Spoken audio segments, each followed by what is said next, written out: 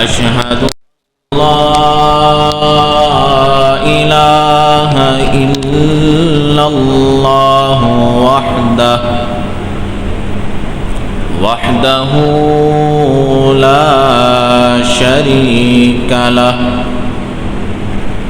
وأشهد أن محمدًا عبده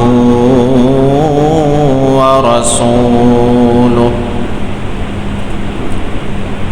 اللهم صل على محمد وعلى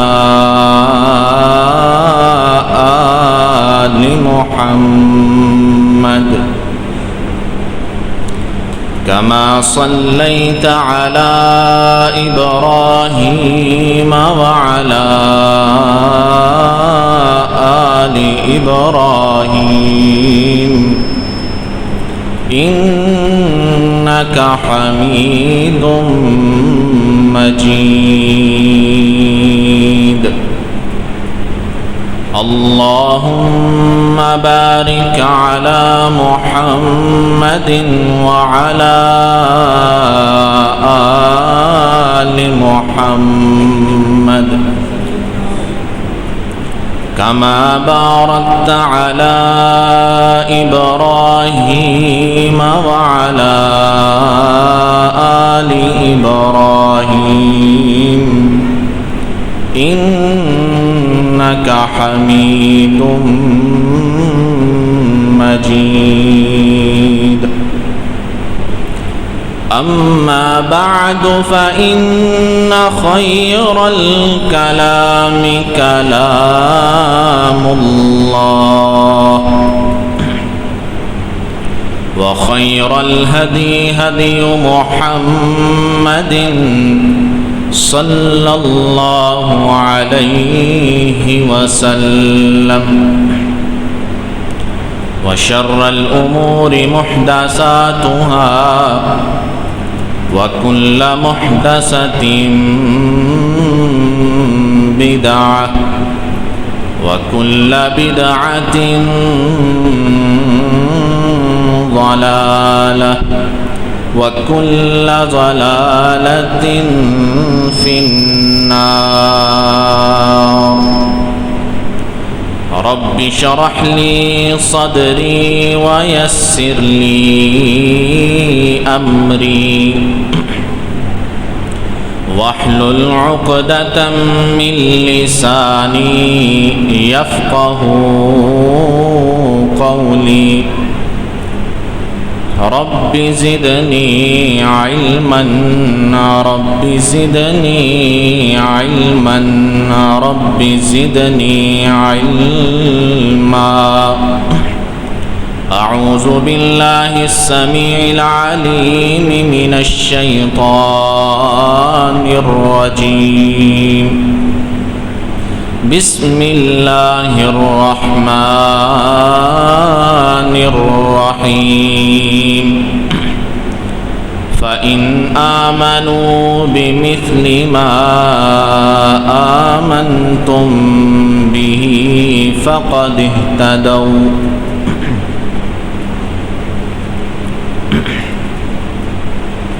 ہر قسم کی حمد و ثنا اس وحدہ لا شریک ذات کے لیے ہے کہ جس رب ذوالجلال کے ہاتھ میں اور قدرت میں اس عظیم کائنات کا ہر عمل ہے کہ کوئی بھی پتا رب نے قرآن میں فرمایا کہ زمین پہ نہیں گرتا، لیکن اللہ کو پتہ ہوتا ہے۔ ایسی عظیم ذات اور کروڑوں درود و سلام امام الانبیاء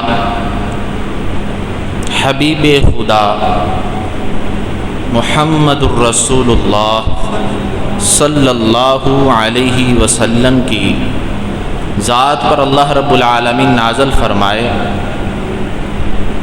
کہ جنہوں نے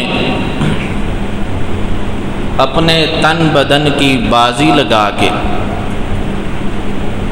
نہ دن کو دیکھا نہ رات کو دیکھا،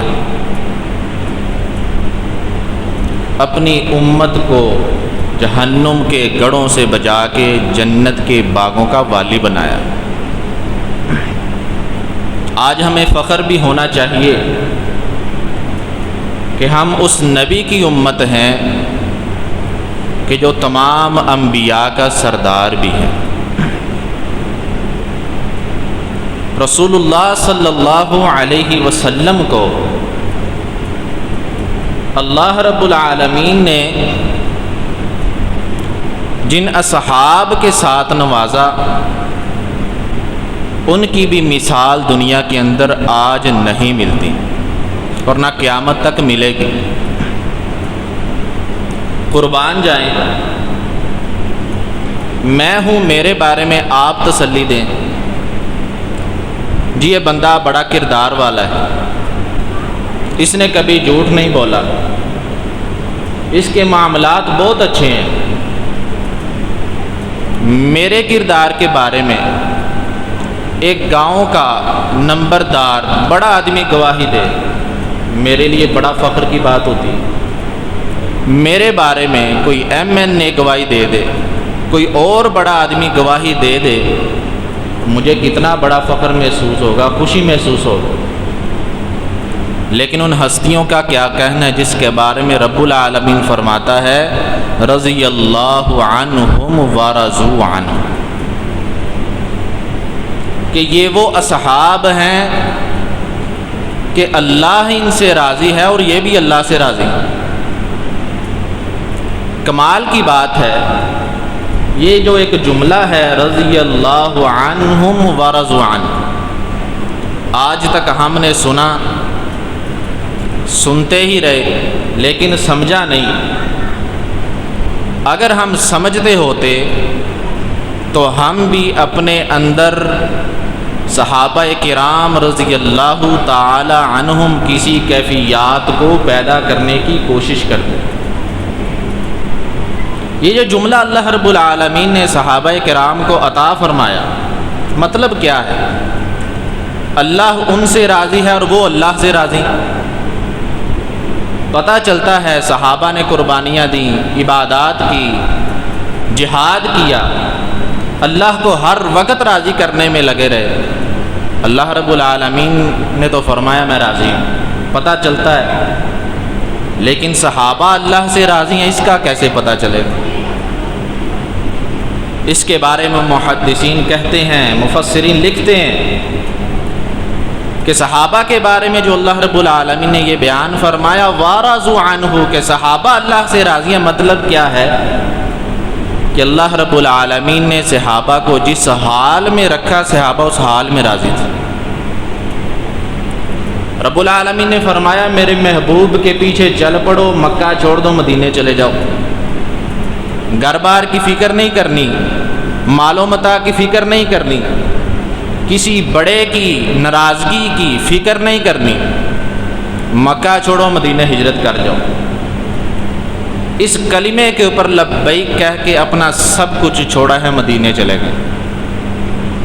مدینے جا کے تنگی ہے، پریشانی ہے، مصیبت ہے، مال نہیں ہے، کچھ بھی نہیں ہے، لیکن اس حال میں صبر کر کے اللہ رب العالمین کو راضی کیا، اور اللہ رب العالمین کی طرف سے آنے والی آزمائش پہ صبر کر کے دکھا دیا وارضوان، کہ صحابہ اس حال میں بھی اللہ رب العالمین سے راضی۔ آج انہی ہستیوں میں سے، عظیم ہستیوں میں سے ایک ہستی کا ذکر کرنا ہے۔ وہ کیسی عظیم ہستی ہے کہ جس کے بارے میں رسول اللہ صلی اللہ علیہ وسلم نے خصوصاً دعا فرمائی تھی، اللہم اعز الاسلام باحب الرجلین، یا اللہ اسلام کو عزت عطا فرما، اسلام کو عزت عطا فرما اپنے دو محبوب بندوں میں سے، بعمر بن الخطاب او بأبی جہل بن ہشام،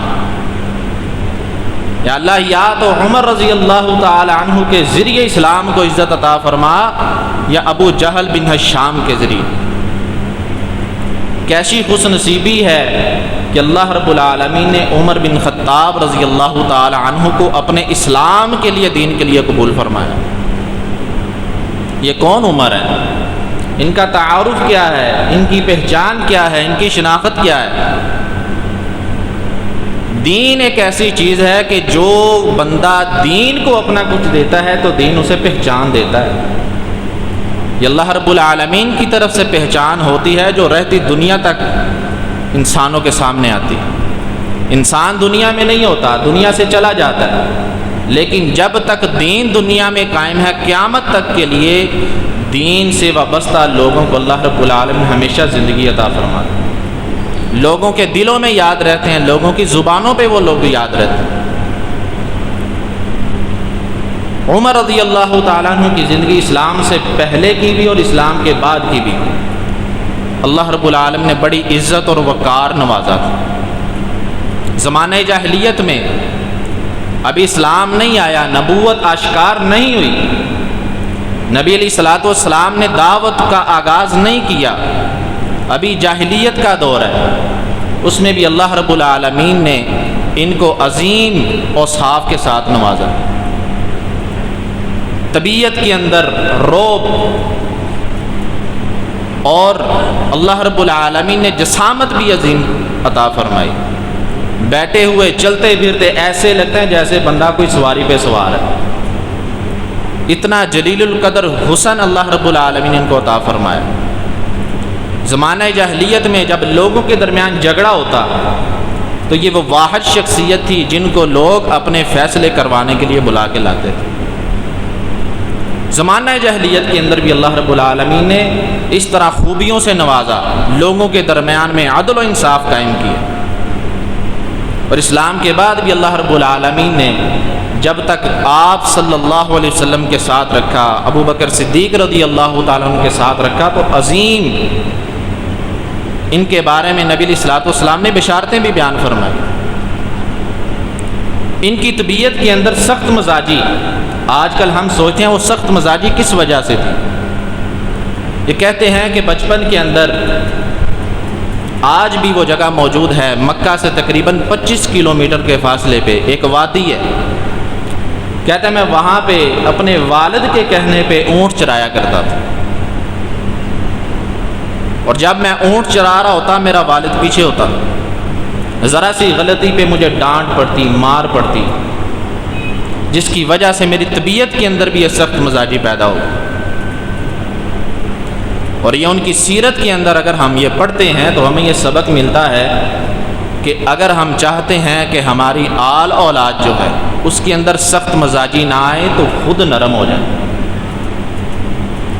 اولاد کے اندر سخت مزاجی پیدا ہونے کی وجہ یہ بھی ہے کہ والد کی سخت مزاجی ادھر کنٹرول ہوتی۔ سب سے پہلے انسان کو خود چاہیے کہ میں نرم بن جاؤں۔ عمر فاروق رضی اللہ تعالیٰ عنہ جب امیر المؤمنین بنتے ہیں، آپ نے جو سب سے پہلا خطبہ ارشاد فرمایا تھا، منبر پہ تشریف فرما ہوئے اور فرمایا، لوگوں حمد و ثنا بیان کرنے کے بعد اللہ رب العالمین سے دعا فرماتے ہیں سب سے پہلی دعا کیا تھی؟ یا اللہ میرے دل کو نرم کر دے، میں بڑا سخت ہوں، میرے دل کو نرم فرما، میں بہت بخیل آدمی ہوں، میرے دل کو سخی کر دے۔ ان کے یہ کلمات آج ہمارے لیے سبق ہیں۔ آج کون سا ایسا حکمران ہے جو سب کے سامنے کھڑے ہو کے یہ کلمات کہے؟ امیر المؤمنین بن گئے، ممبر پہ تشریف فرمایا، لوگوں کو سامنے یہ کلمات کہہ رہے ہیں کہ یا اللہ میرا دل بڑا سخت ہے، تو نے مجھے حکمرانی عطا فرمائی ہے، لوگوں کا امیر بنایا، مجھے ذمہ داری عطا فرمائی۔ عظیم شخصیات بننا کوئی آسان کام نہیں۔ لوگوں کے سامنے اپنے دل کی بات کہہ رہے ہیں، اپنے آپ کو کھول کے رکھ رہے ہیں کہ یا اللہ میں بڑا سخت مزاج ہوں، میرے دل کو نرم فرما، میں بہت بخیل آدمی ہوں، حالانکہ ہے نہیں، لیکن پھر بھی عاجزی ان کی ساری ایسی ہے، یا اللہ میں بہت بخیل ہوں، میرے دل کو سخی کر دے۔ آج ہم دیکھیں کہیں ایسے حکمران ملتے؟ آپ نے اپنے خطبے کے اندر لوگوں کو یہ کہا، لوگوں یاد رکھنا تمہارے کچھ حقوق ہیں میرے اوپر، میں جہاں غلطی کروں میری مدد کرنا، میں جہاں برائی کروں اچھائی کے ساتھ میری مدد کرنا۔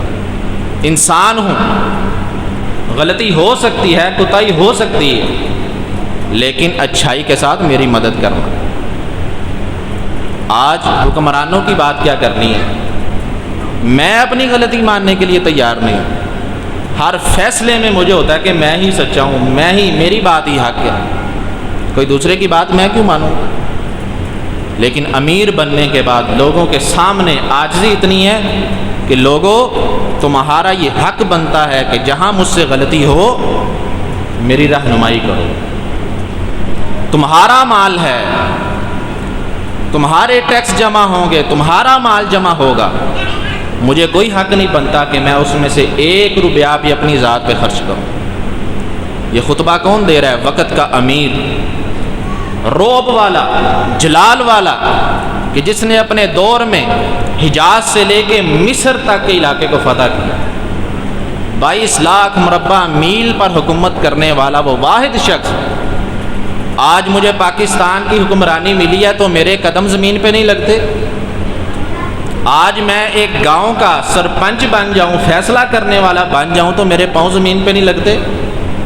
وہ وقت کا امیر المؤمنین ہو کے لوگوں کو کہہ رہا ہے کہ تمہارے مال میں سے میری ذات کے اوپر 1 روپیہ بھی خرچ کرنا حرام ہے۔ لوگوں تمہارے مال کو تمہارے اوپر خرچ کروں گا، تمہاری ضرورتوں کو پورا کروں گا۔ اور اس کی مثال بیان بھی کی لوگوں کے سامنے۔ وقت نے وہ دن بھی دکھایا، وقت کا امیر ہے، حکمران ہے، اتنا عادل، اتنا منصف اور اتنا عاجزی اور انکساری والا۔ رات کو لوگ سو رہے ہیں، آرام کر رہے ہیں، گھروں کے اندر ہیں، گھر بند ہیں، بازار سنسان، گلیاں سنسان ہیں، یہ اکیلا نکلا ہوا ہے۔ گشت کر رہے ہیں، پتہ کریں عوام کس حال میں، عوام کی تکلیف کا باعث بننے والی ان چیزوں کو ختم کیا جا سکے۔ آج ہمیں ایسی مثال نہیں ملتی۔ علاقے سے باہر نکلتے ہیں، دیکھتے ہیں کہ اندھیرے کے اندر ایک جھونپڑی ہے، اس میں کچھ آگ جل رہی ہے۔ قریب جاتے ہیں، دیکھا کہ ایک عورت ہے، پاس چھوٹے چھوٹے بچے رو رہے ہیں۔ اس عورت سے پوچھتے ہیں کیا مسئلہ ہے، بچے کیوں رو رہے ہیں؟ وہ کہنے لگی غربت اتنی ہے، کمانے والا کوئی نہیں ہے، بچوں کو بھوک لگی ہے، آگ کے اوپر ہنڈیا رکھی ہے، اس میں پتھر رکھے ہوئے ہیں، اس کو ہلا رہی ہوں، بچے تسلی کے ساتھ سو جائیں۔ وہ کہنے لگے تو نے عمر کو بتایا ہے؟ اپنی اس حالت کے بارے میں عمر کو آگاہ کیا ہے؟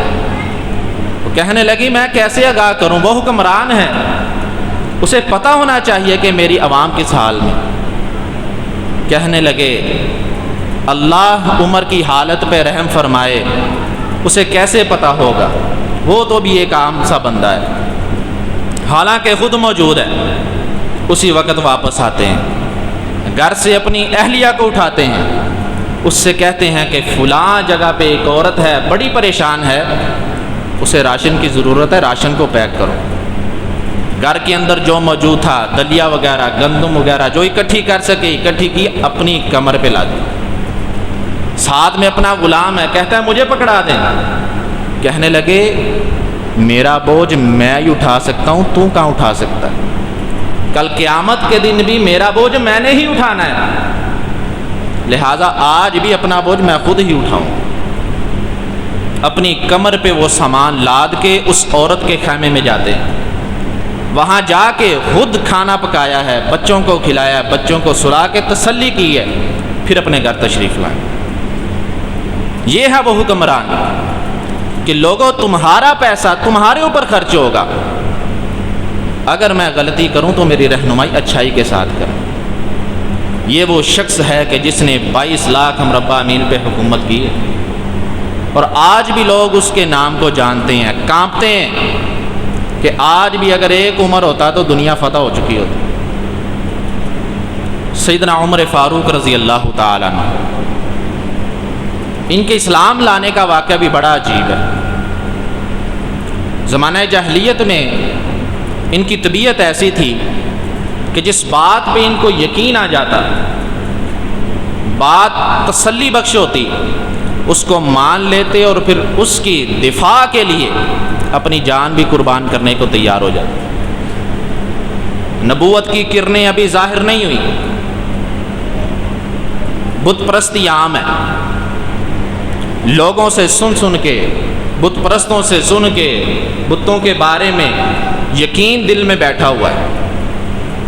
ادھر رسول اللہ صلی اللہ علیہ وسلم کے صحابہ کرام جو مسلمان ہوئے، دعوت شروع ہوئی، تو عمر فاروق رضی اللہ تعالیٰ عنہ وہ شخص تھے کہ جنہوں نے اسلام کی مخالفت بہت زیادہ کی۔ کیوں؟ پتہ نہیں، ابھی یقین نہیں دل میں بیٹھا تو بہت مخالفت کی۔ تو سب سے پہلے جب ان کا دل نرم ہوا، واقعہ کیا ذکر کرتے ہیں کہ ایک دن میں نے دیکھا مکے کے اندر سے لوگ ہجرت کر کے جا رہے ہیں، تو ام عبداللہ بنت حنتمہ، یہ وہ عورت تھیں جو ان کے ظلم کی وجہ سے مکہ چھوڑ کے جا رہی تھی۔ کہنے لگے کہ ام عبداللہ تو کہاں جا رہی ہے؟ کہنے لگی عمر، تم لوگوں نے ہم پہ ظلم ہی اتنے کیے ہیں کہ ہم یہاں اب رہنے کے قابل نہیں، ہمیں تمہارے ظلم کی وجہ سے اس مکے کو چھوڑنا پڑا۔ کہتے ہیں میرے دل پہ اس بات کا بہت گہرا اثر پڑا، بہت گہرا اثر پڑا۔ میں نے سوچا کہ یار یہ تھوڑے سے لوگ ہیں، یہ کیسی دعوت ہے کہ جو ان کے دل پہ اتنی اثر کر گئی ہے کہ اتنا ظلم کرنے کے بعد بھی یہ اس دعوت کو چھوڑ نہیں رہے۔ ہو سکتا ہے ضرور اس دعوت کے اندر کوئی ایسی بات ضرور ہے کہ جو ایک دفعہ اس کو مان لیتا ہے، اس کو دل سے قبول کرتا ہے، جان تو دینے کے لیے تیار ہے لیکن دعوت چھوڑنے کے لیے تیار نہیں۔ اس کے بعد ہی دوسرا واقعہ پیش آتا ہے۔ وقت گزرتا گیا، ایک دن عزم کرتے ہیں دل کے اندر کہ نعوذ باللہ میں نے رسول اللہ صلی اللہ علیہ وسلم کو ختم کرنا ہے، شہید کرنا ہے۔ یہ گھر سے نکلتے ہیں، گھر سے نکلے، رستے میں ایک صحابی سے ملاقات ہوتی۔ صحابی کہنے لگے عمر کہاں کا ارادہ ہے؟ کہتے ہیں آج میں نے فیصلہ کر کے ہی رہنا ہے، آج میں نے محمد الرسول اللہ صلی اللہ علیہ وسلم کو شہید کرنا ہے۔ صحابی کہنے لگے عمر تم پاگل ہو گئے ہو؟ تم سوچتے ہو کہ تم اگر رسول اللہ صلی اللہ علیہ وسلم کو شہید کرو گے تو بنو ہاشم تمہارے قبیلے کو زندہ چھوڑیں گے؟ کہنے لگے یہ بات تو ہے۔ صحابی کہنے لگے ادھر جانے سے پہلے میں تمہیں ایک بات بتاتا ہوں، اپنی بہن کے گھر میں تو پتہ کرو۔ عمر فاروق رضی اللہ تعالیٰ عنہ کی بہن فاطمہ بنت خطاب وہ مسلمان ہو چکی تھی، ان کے خاوند سعید رضی اللہ تعالیٰ عنہ وہ بھی مسلمان ہیں۔ سیدنا خباب رضی اللہ تعالیٰ عنہ ان کو قرآن سکھانے کے لیے تشریف لاتے، گھر میں آ کے ان کو قرآن پڑھاتے، ان کو سمجھاتے، آیات کو سمجھاتے۔ آج افسوس کے ساتھ یہ کہنا پڑتا ہے اس بات کی بھی ہمارے اندر بڑی کمی ہے۔ آج ہم نے قرآن کو سیکھنا اور سکھانا چھوڑ دیا. مساجد کا حال دیکھ لیں، اسکول کی تعداد دیکھیں، مسجدوں میں بچوں کی تعداد دیکھیں، آٹے میں نمک کے برابر. ہم نے قرآن کو کچھ سمجھا ہی نہیں ہے. حالانکہ یہ وہ قرآن ہے کہ جو عمر فاروق رضی اللہ تعالیٰ عنہ کی ہدایت کا سبب بنا. پورا قرآن نہیں پڑھا، صرف چند آیات کو سننے کی دیر ہے کہ رب العالمین نے دل کو بدل دیا. اور ہمیں تو اللہ رب العالمین نے پورا قرآن ہمارے سامنے موجود ہے، بنا کسی تکلیف کے، بنا کسی تکلف کے ہم پڑھ سکتے ہیں، لیکن پھر بھی نہیں پڑھتے. ہمیں یہ ڈر محسوس ہونا چاہیے کہ کہیں اللہ رب العالمین ہم سے ہمیشہ کے لیے اس کی توفیق چھین نہ لے. دلوں میں احساس پیدا کریں، قرآن کو پڑھیں، زیادہ نہیں، کم از کم ایک آیت کو ترجمے کے ساتھ، تفسیر کے ساتھ لازمی پڑھیں. کیوں؟ رسول اللہ صلی اللہ علیہ وسلم نے فرمایا، اے میرے صحابہ، تم میں سے کون ایسا آدمی ہے جو یہ چاہتا ہے کہ صبح صبح جائے منڈی سے 2 اونٹنیاں لے کے آئے جو حاملہ ہوں، مہنگی ہوں، خوبصورت ہوں، لا کے ان کو اللہ کے راستے میں صدقہ کر دیں. صحابہ کرام تو وہ ہستیاں تھیں کہ جن کے بارے میں احادیث میں موجود ہے. غزوہ تبوک کا واقعہ ہے. نبی علیہ الصلوۃ والسلام نے فرمایا کہ صحابہ مال کو جمع کرو، بہت دور کا سفر ہے، مال کی ضرورت ہے. صحابہ نے بڑھ چڑھ کے اللہ کے نبی علیہ الصلوۃ والسلام کو مال جمع کروایا. یہ وہ وقت تھا جب صدیق اکبر رضی اللہ تعالی عنہ نے اپنے گھر کا سارا سامان لا کے رسول اللہ صلی اللہ علیہ وسلم کی خدمت میں پیش کیا. ایک صحابی کہتے ہیں میرے پاس تو کچھ بھی نہیں تھا. میں نے کیا کیا؟ ایک یہودی کے ساتھ یہ طے کیا کہ آج میں تیرے ہاں مزدوری کروں گا، مجھے کیا معاوضہ دو؟ اس نے کہا میں تمہیں کچھ کھجوریں دے دوں. اس صحابی نے اللہ کی راہ میں خرچ کرنے کے لیے اتنا جذبہ اس یہودی کے ہاں مزدوری کی ہے. شام کو جو کھجوریں ملی ہیں اس میں سے آدھی اپنے گھر میں دی، آدھی لا کے رسول اللہ صلی اللہ علیہ وسلم کی خدمت میں پیش کر. صحابہ کا یہ جذبہ تھا، یہ جذبہ تھا صحابہ کا.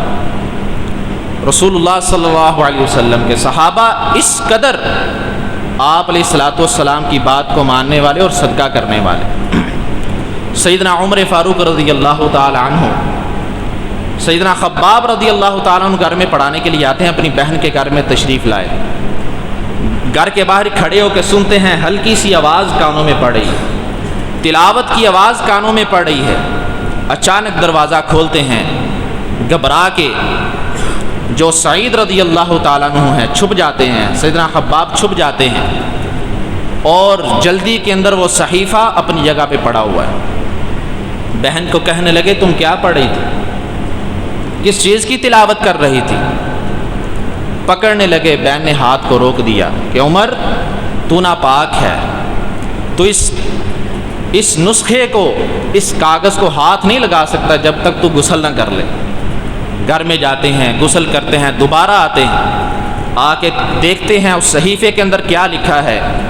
سورۃ طٰہٰ کی چند آیات لکھی ہوئی ہیں. پڑھتے ہیں طٰہٰ ما انزلنا علیک القرآن لتشقیٰ، کہ ہم نے اس کتاب کو نازل نہیں کیا کہ آپ مشقت میں پڑ جائیں. الا تذکرۃ لمن یخشیٰ، یہ اس چیز کا تذکرہ ہے، اس شخص کے لیے ہے کہ جو اس کو پڑھے اور ڈر جائے.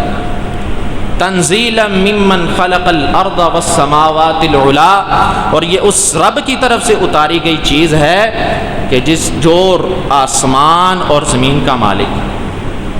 پڑھتے جا رہے ہیں، آیات کو پڑھتے جا رہے ہیں. آخر پہ جو آیت ہے فلا یصدنک عنہا من لا یؤمن بہا واتبع ہواہ فتردی، کہ اے نبی آپ کو وہ شخص ہرگز نہ روکے جو ہدایت پہ نہیں.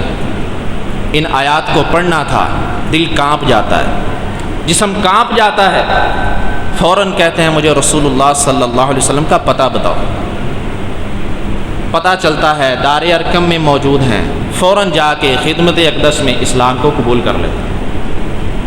یہ وہ شخص تھے جن کی وجہ سے اللہ رب العالمین نے اسلام کو کتنی عزت عطا فرمائی.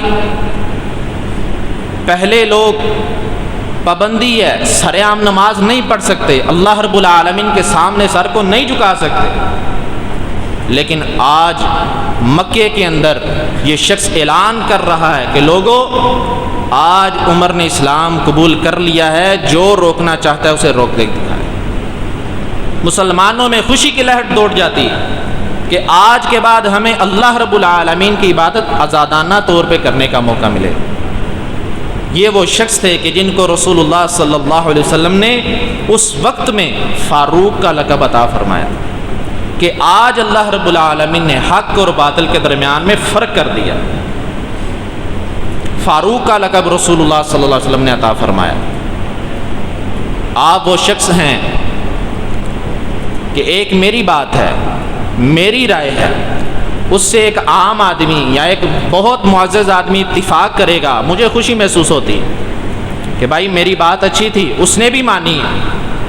لیکن یہ وہ واحد شخصیت ہے کہ جن کی زبان پہ اللہ رب العالمین نے قرآن کو اتارا ہے، قرآن بنا کے اتار دیا۔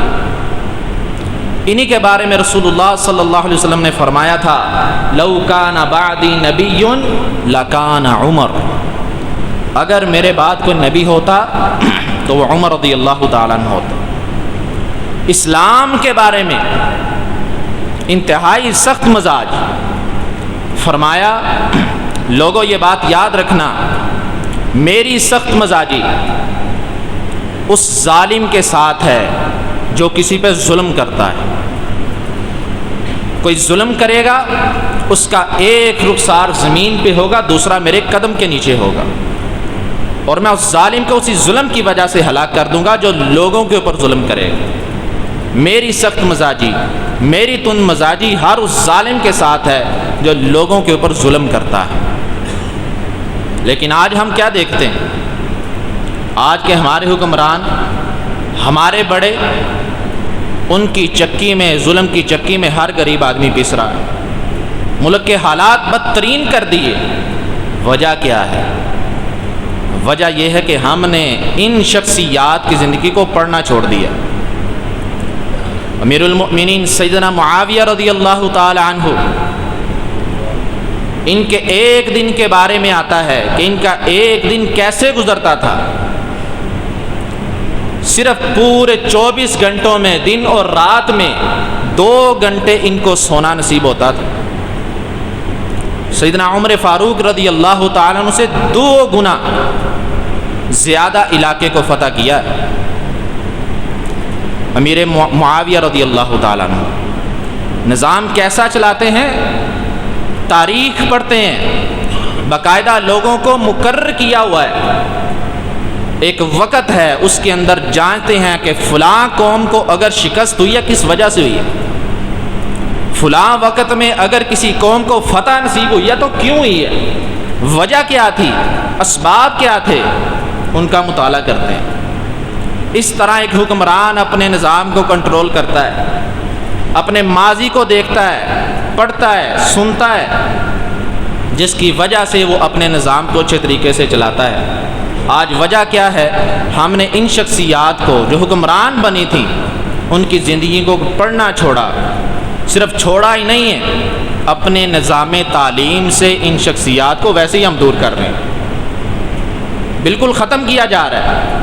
پھر وجہ کیا ہوگی؟ پراپیگنڈا کامیاب کیسے ہوگا؟ وجہ آج نتیجہ آپ کے سامنے موجود ہے، ہم سب غلام بن چکے ہیں، آزاد نہیں ہیں۔ ہم اپنی مرضی کا پڑھ نہیں سکتے، اپنی مرضی کا کھا نہیں سکتے، پی نہیں سکتے، تو یہ آزادی کیسی آزادی؟ تو عمر فاروق رضی اللہ تعالی عنہ وہ شخص ہیں، ایسی عظیم شخصیت ہیں کہ جن کی زبان بھی اللہ رب العالمین نے قرآن پاک کو اتارا ہے۔ کہتے ہیں ایک دفعہ رسول اللہ صلی اللہ علیہ وسلم کے پاس تشریف فرما ہے، کہنے لگے اللہ کے نبی، آپ تشریف فرما ہوتے ہیں، آپ کی خدمت میں ہر قسم کا بندہ آتا ہے، اچھے بھی ہوتے ہیں، برے بھی ہوتے ہیں، دل کا کس کو پتہ ہے؟ میری یہ رائے ہے، میرا یہ دل کہتا ہے کہ ازواج مطہرات کو پردہ کرنا چاہیے، ہماری مائیں ہیں، ہماری غیرت ہیں، تو میرا یہ دل چاہتا ہے کہ عورتیں پردہ کریں، ازواج مطہرات پردہ کر لیں۔ کہتے ہیں کہ کچھ وقت گزرا، اللہ رب العالمین نے قرآن پاک کی آیات کا نزول فرما دی۔ یا ایھا النبی قل لازواجک وبناتک ونساء المؤمنین، اے نبی کہہ دیجئے صلی اللہ علیہ وسلم اپنی بیویوں سے، اپنی بیٹیوں سے اور مومنہ عورتوں سے، یدنین علیہن من جلابیبہن، اپنے اوپر ایک چادر کو اوڑھ لیں۔ ذالک ادنی ان یعرفن فلا یؤذین، یہ ان کے لیے بہتر ہے کہ وہ پہچانی نہ جائے اور ان کو اذیت نہ دی جائے۔ یہ وہ پہلی بات تھی کہ جو عمر فاروق رضی اللہ تعالیٰ عنہ نے رائے پیش کی ہے، اللہ رب العالمین نے قرآن بنا کے نازل فرمایا۔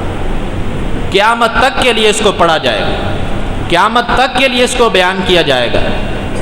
دوسری بات، بدر کے قیدی، بدر کا معرکہ ہوا ہے، نبی علیہ الصلوۃ والسلام جنگ کے ارادے سے نہیں آئے، پتہ چلا ابو سفیان ایک لشکر کے ساتھ آئے، ابھی مسلمان نہیں ہیں، کفار کے سردار ہیں، قریش کے سردار ہیں، تاجر ہیں، شام سے مکہ کی طرف واپسی پہ پتہ چلا قافلے کے اندر بہت ذرا ساز و سامان، اور ادھر مدینے کے اندر مسلمانوں کی حالت بہت خراب تھی، غربت تھی۔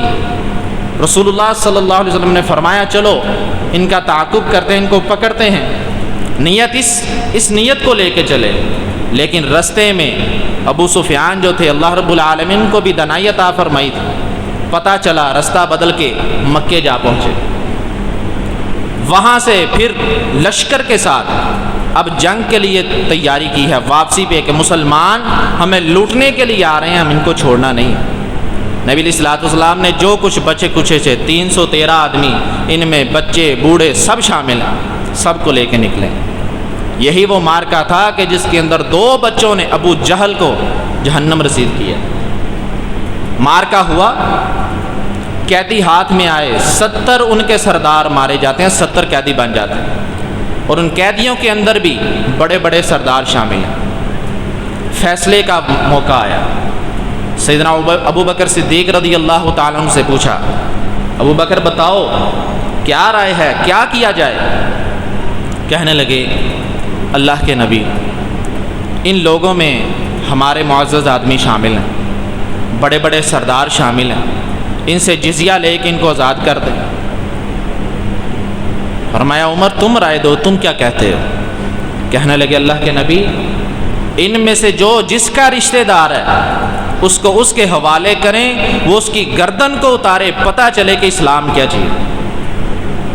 عمر فاروق رضی اللہ تعالیٰ عنہ نے یہ رائے دی کہ اللہ کے نبی ان کو چھوڑنا نہیں ہے، ان کو پتہ چلے کہ اسلام حق ہے، اسلام غالب آنے والا ہے، ان کو پتہ چلے اسلام کیا چیز ہے۔ ان میں سے جو جس کا رشتہ دار ہے اس کے حوالے کیا جائے تاکہ وہ خود اس کو مارے۔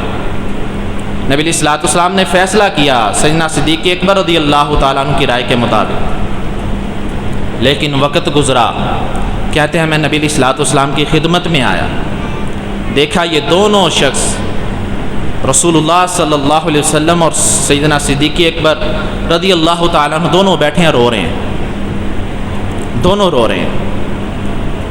میں نے وجہ دریافت کی، میں نے کہا اللہ کے نبی مجھے بھی بتائیے، اگر بات رونے والی ہوئی میں بھی آپ کے ساتھ روں گا، اگر نہ رو سکا کم از کم رونے والا منہ تو بناؤں گا۔ کہنے لگے عمر تمہاری رائے کے مطابق ہم نے فیصلہ نہیں کیا، جس کی وجہ سے اللہ رب العالمین کی طرف سے عذاب آنے والا تھا، اس عذاب کے ڈر کی وجہ سے رو رہے ہیں۔ اللہ رب العالمین نے فرمایا کہ تمہیں دنیا کی چاہت ہے، اللہ رب العالمین تمہارے لیے آخرت کا ارادہ رکھتا ہے۔ فرمایا میں اس ڈر سے رو رہا ہوں۔ یہ دوسری وجہ تھی جس کی وجہ سے اللہ رب العالمین نے عمر فاروق رضی اللہ تعالیٰ عنہ کی زبان کے اوپر قرآن پاک کو نازل فرمایا۔ تو ایسی شخصیات کا تذکرہ، ان کے واقعات ہماری زندگی میں آنے چاہیے، ان کو پڑھنا چاہیے، سننا چاہیے، اور سب سے پہلے ضرورت ہے ہمیں خود سیکھنے کی۔ اولاد کو سکھانے سے پہلے انسان کو چاہیے وہ خود اس کے بارے میں پڑھے، صحابہ کرام کی زندگیوں کو پڑھیں کہ انہوں نے اپنی زندگیوں کو کیسے گزارا تھا۔ آج ہماری عبادت میں دل نہیں لگتا، ہماری عبادتیں کمزور ہیں، ایمان کمزور ہے۔ وجہ کیا ہے؟ دل میں دنیا بس چکی ہے۔ جس کے ساتھ ہم نے تعلق زیادہ جوڑا اس کی محبت دل میں پیدا ہو گئی۔ عمر فاروق رضی اللہ تعالی عنہ نے ایک جملہ کہا جب اسلام قبول کیا، آج ہمیں اسلام کی قدر نہیں ہے نا، ہمیں تو گھروں میں بیٹھے اسلام ملا، اس کے لیے تکلیف نہیں اٹھائی، ہم نے زمانہ جاہلیت کو نہیں دیکھا، اس کفر اور شرک کو نہیں دیکھا، اس گہرائی کو، جہالت کی گہرائی کو نہیں دیکھا ہے، ہم نے تو اسلام کی کرنوں کو دیکھا ہے۔ کہنے لگے انما تنقص عر الاسلام عروۃ عروۃ، کہ اسلام کڑی کڑی کر کے ختم ہو جاتا ہے، کم ہو جاتا ہے، کہ جب اذا نشأ فی الاسلام، کہ اسلام میں وہ بندہ شامل ہوتا ہے من لا یعرف الاسلام، جو اسلام کے بارے میں جانتے ہی نہیں۔ آج اگر میں اسلام کو نہیں جانتا ہوں، جاہلیت کو نہیں جانتا ہوں، مجھے اسلام کی قدر نہیں ہے، مجھے شرک کا پتہ نہیں ہے، تو مجھے اسلام کا کیسے پتہ چلے گا؟ مجھے غلط کا پتہ نہیں ہے تو میں صحیح کیسے پہچان سکوں؟ آج ہمیں چاہیے کہ ہم غور و فکر کریں، اسلام کی عظمت کو جانیں، اس کی قدر کو جانیں۔ اللہ رب العالمین نے ہمیں اسلام کی دولت سے نوازا ہے، اور ایسی شخصیات کی زندگیوں سے نوازا ہے کہ جن کی زندگی پڑھنے سے ہمارے ایمان میں اضافہ ہوتا ہے۔ آپ صحابہ کے تذکرے پڑھیں، آپ کو پتہ چلے گا کہ انہوں نے اپنی زندگیوں کو کیسے گزارا۔ تنگی کی حالت میں، خوشی کی حالت میں، انہوں نے ہر حالت میں اللہ رب العالمین کے لیے اپنی جانوں کو قربان کیا۔ ہر وقت ان کی کوشش یہ ہوتی تھی کہ ہم سے جو کام ہو وہ کام ایسا ہونا چاہیے جو اللہ رب العالمین کو پسند ہو، اور ہر اس کام سے وہ رکے جس کام سے اللہ رب العالمین کو منع فرمایا۔ آج ہماری کمزوری ہے، اس کو دور کرنا چاہیے، صحابہ کرام کی زندگیوں کو پڑھنا چاہیے۔ یہ وہ شخص ہیں کہ انہوں نے اپنی آخری حالت میں بھی اسلام کا دفاع کیا، اسلام کی تعلیمات کو اجاگر کیا ہے۔ آج ہم ہلکی سی بات ہے، جھوٹ کوئی بولتا ہے اسے روکتے ہی نہیں، آج ہمارے ہاں یہ معمولی سی بات ہے، آج ہماری شلوار ٹخنوں سے نیچی ہو جائے ہم اس کو مسئلہ ہی نہیں سمجھتے، حالانکہ رسول اللہ صلی اللہ علیہ وسلم نے فرمایا کہ جس بندے کی شلوار ٹخنوں سے نیچے ہے گویا کہ اس نے تکبر کیا ہے، اور یہ تکبر اللہ کی چادر ہے، جو اسے پھاڑنے کی کوشش کرتا ہے اللہ رب العالمین اسے تباہ و برباد فرما دیتا ہے۔ تو ہمیں یہ چھوٹے چھوٹے سے مسئلے، یہ وہ وقت تھا کہ جب آپ کو خنجر لگایا گیا، آپ بستر کے اوپر موجود ہیں، آخری وقت ہے، ایک شخص آپ کے پاس آتا ہے، آپ کے بارے میں کچھ کلمات کہتا ہے، واپس جاتا ہے، تو دیکھتے ہیں کہ اس کی شلوار ٹخنوں سے نیچے۔ اس حالت میں بھی اسے پاس بلایا کہ بیٹا اپنی شلوار کو ٹخنوں سے اوپر کرو، اپنی شلوار کو ٹخنوں سے اوپر کرو۔ وجہ کیا تھی؟ رسول اللہ صلی اللہ علیہ وسلم کا فرمان کہ اپنے آخری وقت میں بھی تعلیمات کو ختم نہیں ہونے دیا بلکہ درس دیا ہے۔ تو ہماری بھی یہ کوشش ہونی چاہیے ہر حال میں ہمیشہ اللہ رب العالمین کی بات کو، رسول اللہ صلی اللہ علیہ وسلم کی بات کو اپنے سامنے رکھیں۔ تنگی ہے، خوشی ہے، ہر حال میں ہم اللہ رب العالمین کو راضی کریں، اللہ رب العالمین ہم سے راضی ہوگا۔ اللہ رب العالمین سے دعا ہے جو کہا سنا اس پر عمل کی توفیق عطا فرمائے، جو کمی کوتاہی تھی وہ میری طرف سے تھی، اللہ رب العالمین سے معاف فرمائے۔ وآخر دعوایا ان الحمد للہ۔